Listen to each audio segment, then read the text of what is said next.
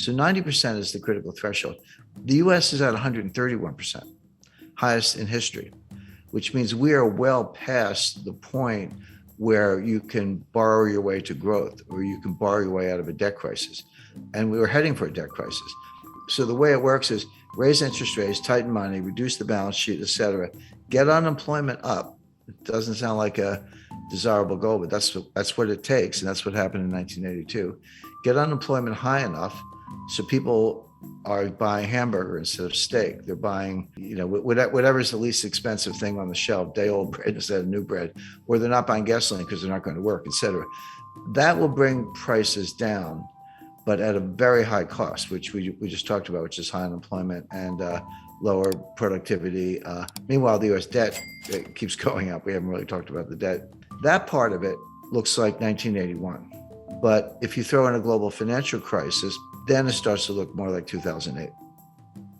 Yeah, well, that's like a glacier. Glaciers are extremely powerful, but they move extremely slowly. There's some exceptions, but they kind of like, an inch a year, a couple inches a year, but they move mountains. I mean, they create rivers, they create canyons, they move mountains. They're extremely powerful, but slow. That's a good metaphor for the impact of debt. And when I talk about debt, in particular with the United States, but you can apply this to any country, I focus on the debt to GDP ratio, because you can't really talk about debt in isolation without thinking about the capacity to pay the debt. And a simple example, if you have a $50,000 balance on your credit card and you're making $30,000 a year and trying to pay rent in New York, et cetera, good luck. You're probably going to go bankrupt or at least default on that card. But if you owe $50,000 on your credit card, but you're making $5 million a year, it's, you just write a check. It's no big deal.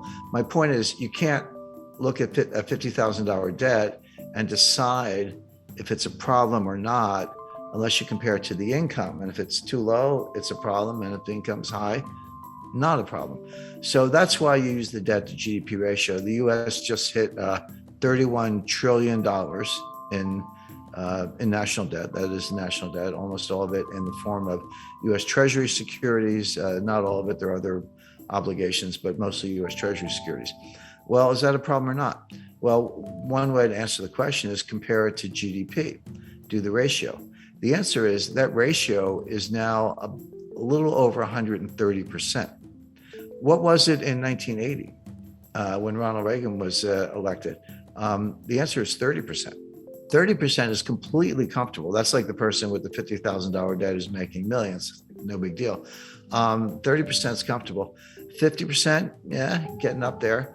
Angela Merkel and all her years in Germany, and there's a lot of research to back this up, says that 60% was the limit. And that's what the Maastricht Treaty that created the European Union and the European Central Bank, that was their goal. They said, don't go over 60%. If you do, you're expected to take measures, raise taxes or reduce debt or reduce spending, do something to get that back down under 60%. If you say, what's the critical threshold where, water turns to steam, or, water turns to ice, or something changes in such a way that it's not the same. It's radically different, but it happens very quickly. The best research says the answer is 90%. And this comes out of, Ken Rogoff at Harvard, also Carmen Reinhart, who's now the chief economist at the World Bank. But they've looked at hundreds of cases over hundreds of years. And I like that because it's not just, kind of cherry picking data. Developed economies, developing economies, economies that issue debt in their own currencies, ones that issue debt in other currencies, principally US dollars, et cetera. So, a wide variety of case studies. And they show that when your debt to GDP ratio goes over 90%, your multiplier of additional debt goes below 1. So just to put that in context, at 30%, if I borrow $1 and spend $1, I might get $1.30 of growth. Assuming you spend it wisely, that's a big condition. But you borrow $1 and spend $1 and get $1.30 of growth. Okay, the debt was productive if you put it to good use. But that $1.30 gets smaller and smaller. As you get closer to 90%, it goes to $1.20, $1.10, $1.05. Past 90%, roughly, You borrow a dollar and you spend a dollar and you only get 95 cents of growth. You don't get your dollar back in terms of GDP. And then 90% and 85%, et cetera. So 90% is the critical threshold.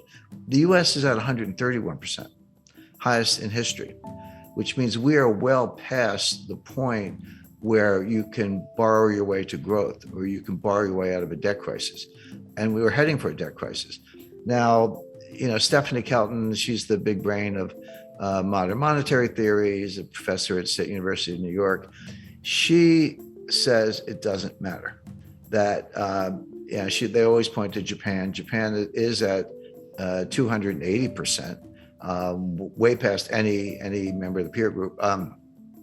China's probably higher. China's a little more opaque because they are, but also they don't have as much national debt. If you look at the national debt to GDP, it's modest, but they have an enormous amount of provincial debt, and the banking system is owned by the government or controlled by the government.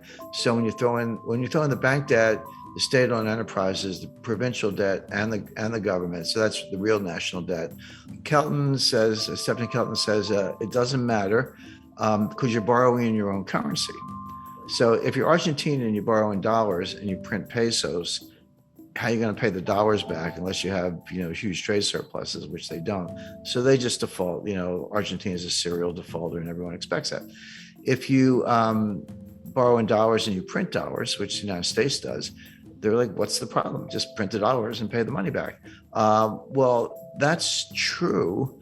If you print dollars, there's no reason to default on dollar debt because you actually can print the money and buy the bonds. But it doesn't mean nothing else bad happens. What about inflation or hyperinflation? What about the foreign exchange rate? The exchange rate can collapse.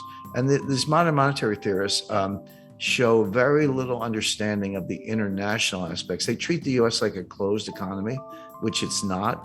I mean, if it were a closed economy and we didn't have to worry about trade deficits, trade surpluses, capital flows, exchange rates, foreign credit, China owning $1 trillion of US Treasury securities, which they do. If you didn't have to worry about any of that, I think they'd probably still be wrong, but they'd have a better case. But you do. And they're just not very knowledgeable about any of those things. But you can think of exchange rates as a conveyor belt. Exchange rates are one way the problems go from one country to another, or good things can go from one country to another, depending on whether your exchange rate is going up or down, the impact on terms of trade, et cetera. But they completely ignore all that. They also ignore the role of commercial banks. They just look at the Treasury and the Fed and look at money supply, but like kind of M0, but don't understand how commercial banks create M1 and they do their own thing. They're not on as short a leash as they seem to think. But if you read Stephanie Kelton's book, The Deficit Myth, she says, well, we don't really need a bond market, U.S. bond market. We only have a bond market as a favor to investors because it gives them a place to put their money. But why have, he said, you have government spending. So the Treasury borrows money by issuing bonds, and then the Fed monetizes the bonds by buying the bonds, and that gives the Treasury the money to pay the bills, et cetera. She says, do away with all that. Just give the Fed, wire instructions for Lockheed. And if you need 5 F-35 fighter jets, order them and just send the money right to Lockheed. Why do you need a bond market? I mean, she actually says that. So, okay, legally, that might be possible, but to suggest that you can do that without consequences is nonsense. And then you say, what about inflation? Their view is as long as there's excess capacity and unmet needs, et cetera, you're not going to have inflation because there's a lot of slack in the economy. That's a legitimate debate. But they say when inflation happens, raise taxes. And then, by the way, they also say you don't need a tax system because if you can just print the money, why do you have to collect taxes? And their answer is, we collect taxes to redistribute income.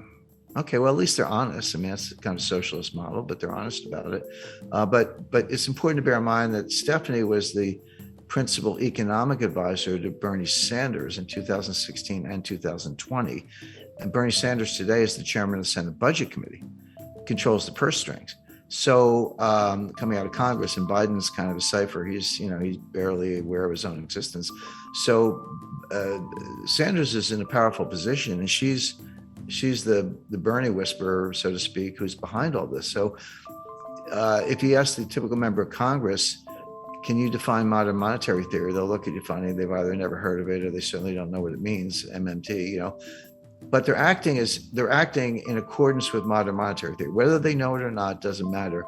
The actual behavior of the Congress, and again, just go back to COVID 2020, because we talked about the debt to GDP ratio. So in around May or June 2020, Trump put through a $2 trillion COVID relief package, and that was when the Paycheck Protection Plan, that was $800 billion, and everyone got the $1,200 check, et cetera, et cetera.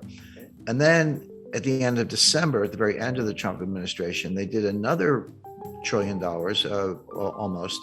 And that's when everyone got the $600 checks. And now you're up to $1,800. By the way, those checks, that is helicopter money. That's, what the Fed does is kind of nonsense. But when it's fiscal policy, not monetary policy, and you're handing out checks, that is helicopter money. And credit to Larry Summers for saying, you're going to get inflation out of this. Well, Biden comes into office in January 2021, and he's like, not to be outdone, he did his own COVID relief package. That was another $2 trillion. And that's when we all got the $1,400 checks. They just handed them out. And then later that year, they did the $1 trillion infrastructure package. And then just to top it off, what did we get recently was the just under $1 trillion Green New Deal. I call it the Green New Scam. Well, and the baseline budget deficit, before everything I just described, the baseline budget deficit was about $1 trillion a year.